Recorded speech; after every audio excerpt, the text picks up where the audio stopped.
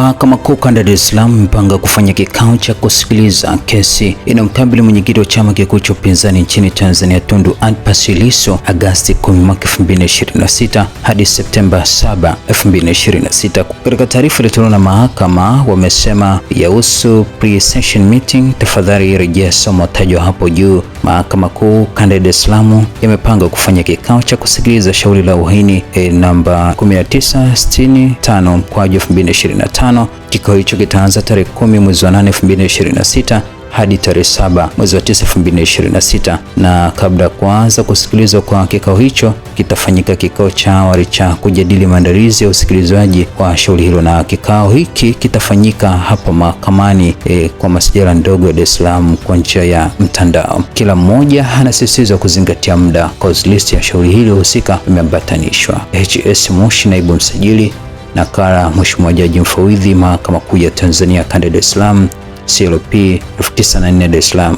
Kesi ya uhaini inayomkabili mwenyekiti wa Chama cha Demokrasia na Maendeleo Chadema Tundu Antipas Lissu imekuwa miongoni mwa matukio makubwa zaidi katika historia ya siasa za Tanzania katika miaka ya hivi karibuni. Kesi hiyo haijaibua mjadala wa kawaida wa kisheria pekee, bali pia imefungua mjadala mpana kuhusu uhuru wa kisiasa, haki ya kukosoa serikali, uhuru wa kujieleza, haki ya kushiriki katika uchaguzi, uhuru wa vyama vya siasa na nafasi ya mahakama katika kulinda utawala wa sheria. Tundu Lissu ni mwanasiasa mwenye historia ndefu ya kupinga kile anachokieleza kuwa ni matumizi mabaya madaraka, ukiukwaji wa katiba na kupungua kwa uwajibikaji wa serikali.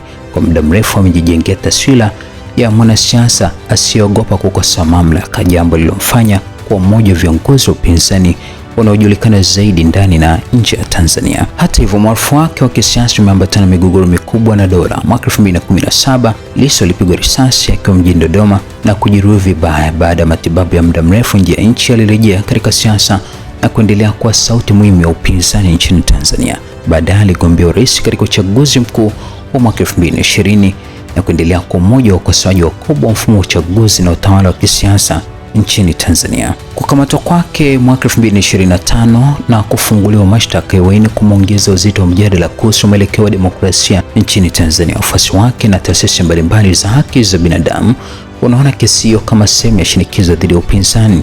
Kwa upande mwingine, mamlaka za serikali zimekuwa zikisisitiza kuwa masuala ya jinai yanapaswa kushughulikiwa kwa mujibu wa sheria na kwamba hakuna mtu aliye juu ya sheria. Kwa hiyo kesi ya Lissu imekuwa zaidi ya shughuli la mtu mmoja, imegeuka kwa kipimo cha namna Tanzania inavyosimama uwiano kati ya mamlaka ya serikali, usalama wa taifa, haki za kisiasa na uhuru wa raia. Tundu Antipas Lissu ni mwanasheria, mwanasiasa na kiongozi wa upinzani nchini Tanzania. Amejulikana kwa muda mrefu kwa uwezo wake wa kujadili masuala ya sheria, katiba, haki za binadamu pamoja na uwajibikaji.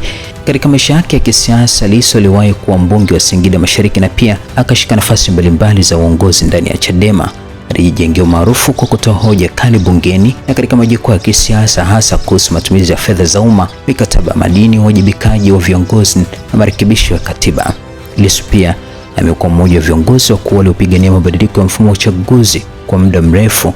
Yeye na Chadema wamekuwa kidai kuwa Tanzania inahitaji mfumo wa uchaguzi unaohakikisha ushindani wa haki, uwazi wa taasisi za uchaguzi na usawa wa vyama vya siasa. Tundu Lissu alikamatwa tarehe 9 Aprili mwaka 2025 baada ya kufanya shughuli ya kisiasa katika eneo la Mbinga, mkoa wa Ruvuma. Baadaye alisafirishwa kwenda Dar es Salaam na kufikishwa mbele ya vyombo vya sheria. Kwa mujibu wa taarifa zilizotolewa wakati huo, mashtaka dhidi yake yalihusishwa na kauli na shughuli zake za kisiasa, zikiwemo kauli zilizotafsiriwa na mamlaka kama wito wa kuzuia au kuvuruga mchakato wa uchaguzi. Mamlaka za mashtaka zilidai kuwa kauli hizi zilikuwa na uzito wa kisheria na zingeweza kutafsiriwa kama hatua za uchochezi au kuhamasisha matendo yanayokiuka sheria. Chadema na wafuasi wake walipinga tafsiri hiyo, wakisisitiza kuwa kauli zake zilikuwa sehemu ya kampeni ya kisiasa ya kudai mageuzi ya uchaguzi na kuhamasisha wananchi kushinikiza mabadiliko ya kidemokrasia nchini Tanzania.